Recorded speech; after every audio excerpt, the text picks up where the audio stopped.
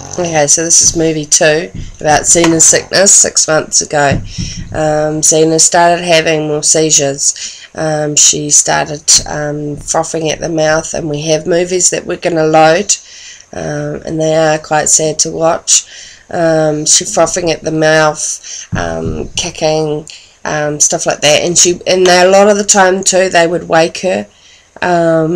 She went to the vet, we upped the steroids, and she started having seizures all the time, like it was increasing.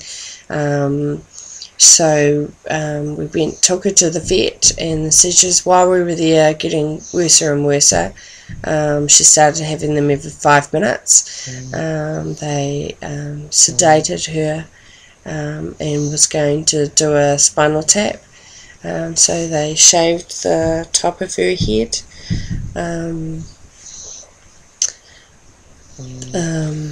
Unfortunately, they didn't quite go deep enough, so they weren't able to get any fluid.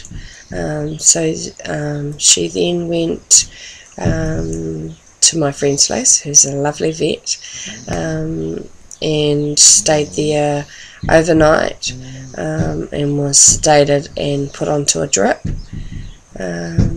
Keeping her sedated was for to keep her settled in that information, and to let the drugs and fluids and stuff go into her, coming out of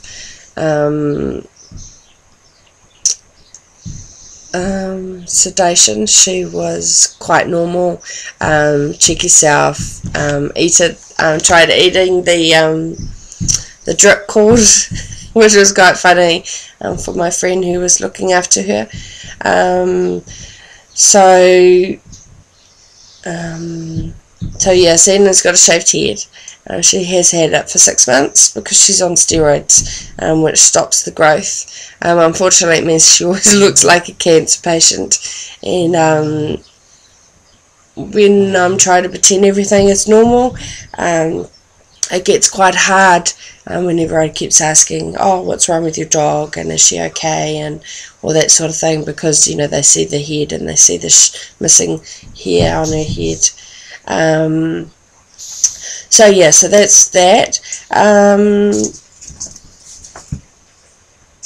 So we upped her steroids because she started having seizures again a few weeks later, and it didn't seem to be quite too much that the vets could do.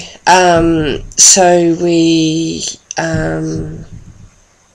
I did Reiki and energy healing with her. There's people online who also sent energy healing, and then we went on to try herbal medicine.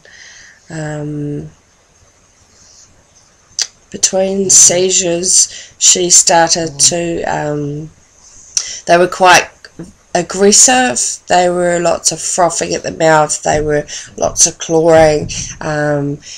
She's in a wooden pen in the hallway, and so if she had a seizure in the night, we could actually hear the feet on the wood, so it was quite good to keep her there.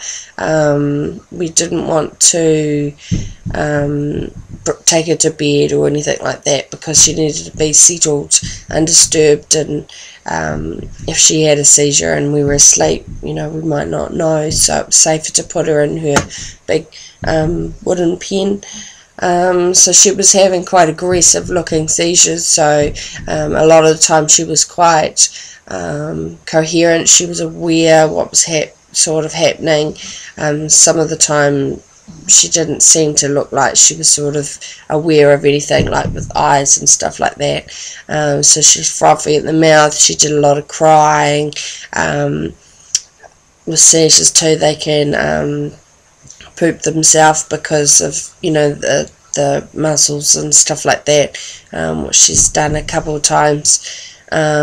She would froth, and basically I just lie her down on her side and talk to her and comfort her, especially when she's crying, and when she comes out of the seizure, it's quite quick. She's like has a couple minute hard out seizure of frothing and and all that sort of thing, and then she'd sort of sit up, shake herself off, and then she was sort of a little bit, sometimes she'd be disorientated and sort of doing a little bit of circle motion and a little bit of high stepping, but she seemed to come out of it quite quickly. Okay, back soon for the next movie.